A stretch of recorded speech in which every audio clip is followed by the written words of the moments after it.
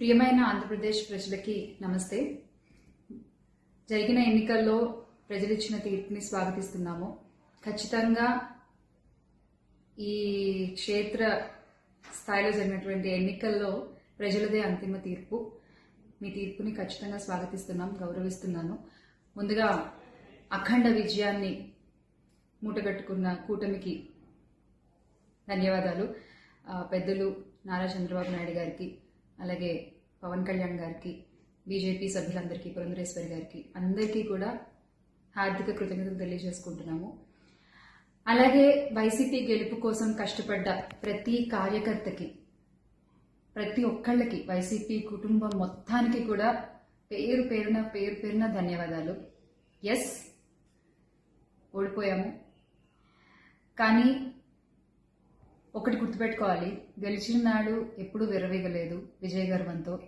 ఓడిపోయిన నాడు ఏనాడు కూడా కుంగిపోలేదు. అలాగే ఈసారి కూడా మన జగన్మోహన్ రెడ్డి గారు మరింత బలాన్ని పుంజుకుని మళ్ళీ ఖచ్చితంగా మీ అందరి సపోర్ట్తో మనందరం కలిసి జగనన్నతో నడిస్తే ఖచ్చితంగా మళ్ళీ ఒక మంచి ప్రభుత్వంగా మనం ఏర్పాటవుతాము. దేవుడిపై నమ్మకం ఉంచి ప్రజలకి మంచి జరగాలని కోరుకుంటూ, ఎస్, ఎప్పటికీ జగనన్నతోనే అందరం కలిసి నడుద్దాము, మంచి చేద్దాం. ఏదైనా ప్రజలకి మంచి జరగడం ముఖ్యం. ఈ 5 ఏళ్లు కూడా ఆంధ్రప్రదేశ్కి ఎంత మంచి జరగాలో అంత మంచి జరగాలని మనస్ఫూర్తిగా కోరుకుంటున్నాను. జై వైసీపీ, జై జగన్. థ్రెటనింగ్ కాల్స్ గురించి వచ్చేసరికి, ఎస్, చాలా కాల్స్ వస్తున్నాయి, చాలా బెదిరిస్తున్నారు.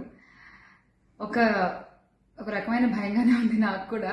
కానీ ఏంటంటే ఒకటే చెప్పాలండి, నేను మీకు ఒకటి నచ్చుతుంది, నాకు ఒకటి నచ్చుతుంది, అలా అని చెప్పి మీకు నచ్చింది నాకు నచ్చిందని చెప్పి మీరు బతకడానికి వీల్లేదు అంటే ఇది చాలా అన్యాయం అన్న, చాలా అన్యాయం.